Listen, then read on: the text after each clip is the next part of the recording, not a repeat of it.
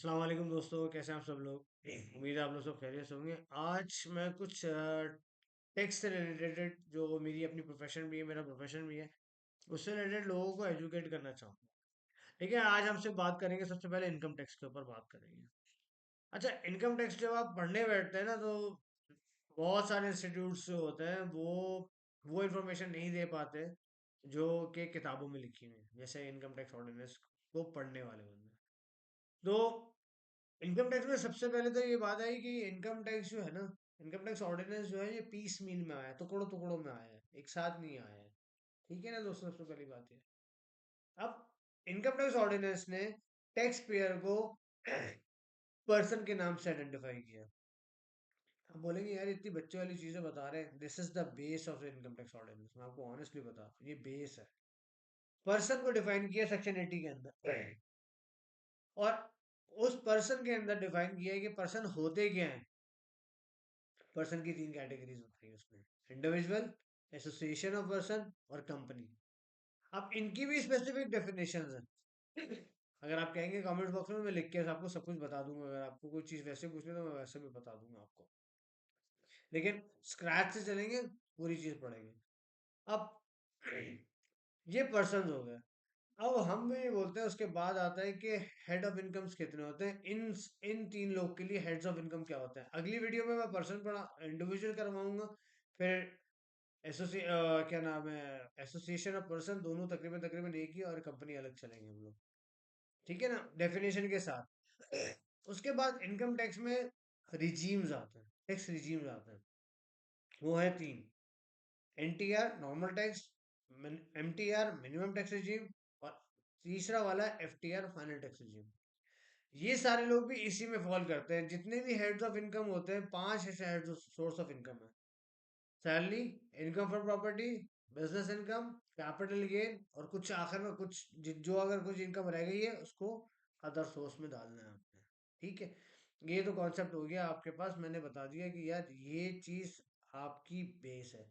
पूरा income tax ordinance income tax के returns पे जो अफेक्ट आता है वो बताता है। ये बात याद रख लो अपने पास। ठीक है, कोई भी ट्रांजेक्शन होगी वो आप अपने इनकम टैक्स के अंदर कैसे फॉल करोगे। अब ये इनकम टैक्स रिटर्न है क्या चीज।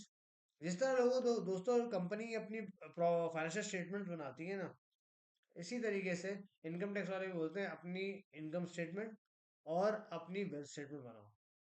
आपने बहुत सारे को बोला देखा होगा, वेल्थ स्टेटमेंट सिर्फ और सिर्फ इंडिविजुअल और एओपीओ के लिए होती है।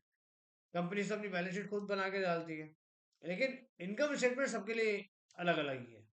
ठीक है ना दोस्तों, तो ये दूसरी दो बात हो गई। अच्छा, फिर लोग बोलते हैं यार हमने इनकम इतनी कमाई है तो भाई हमें उसके कमाने के लिए हमने खर्चे भी तो किए हैं, वो भी तो अलाउ करो। तो उस पे हम एक डिटेल टॉपिक बनाएंगे, पूरा सेक्शन, पूरा एक डिटेल टॉपिक के साथ है। मैं स्क्रीन शेयर करके आपको सब चीजें बताऊंगा उसके ऊपर कि भाई इनकम टैक्स ऑर्डिनेंस को पढ़ा कैसे जाता है और उसको समझा कैसे जाता है।